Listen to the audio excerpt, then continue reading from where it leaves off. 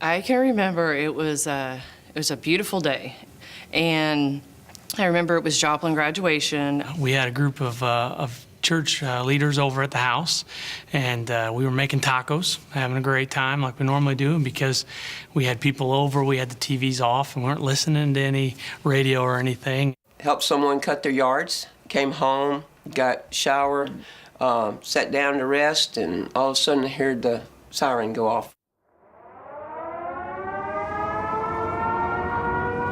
This is a very dangerous situation. Take shelter now and see that tornado on the ground from our tower campus. It is certainly going off. Please do not go outside.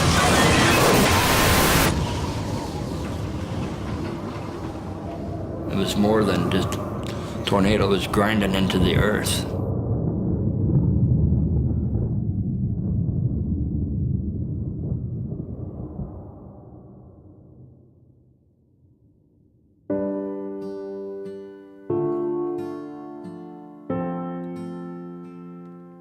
A firefighter walked in, and I heard somebody say, "I need trucks to pick up bodies." It was just a horrible scene. People were stunned. They were looking for their loved ones. I'm Mike Woolston, was the mayor in Joplin at the time of the tornado. The city manager, the fire chief, and I went on a vehicular tour of the area just to try to get a sense of what had happened. The photographs and the television coverage just doesn't give you any sense of the reality of things when you can stand in a spot and literally turn 360 degrees and everything is just flattened.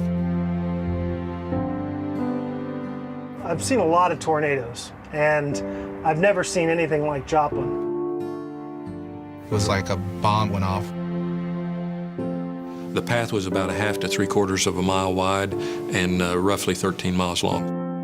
We were triaging people and splinting arms with rulers and duct tape. I looked up and I saw the Salvation Army. They were just there.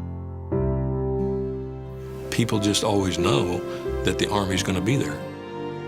If there's a disaster of some kind, the Army's going to be there, and they're going to do whatever needs to be done to get you through that.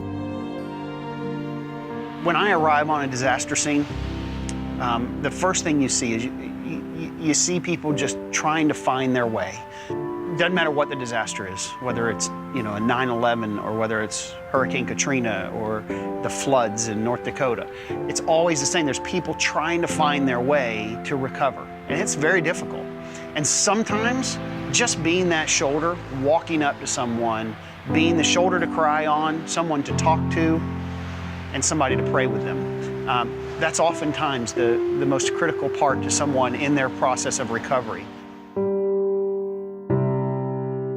That first day, walking down in the rubble, there's search and rescue crews recovering bodies. I remember walking with Major Richardson and Major Granger, and one family had already recovered 2 people from the rubble, and they were waiting for the 3rd to be pulled out. And I was struck by how readily they walked right in there with them and held their hands and prayed with them and stood by their side and waited with them for the worst. We go because we want to be there. We go because we want to help people. We want to be the presence that will be a blessing and a hope to them.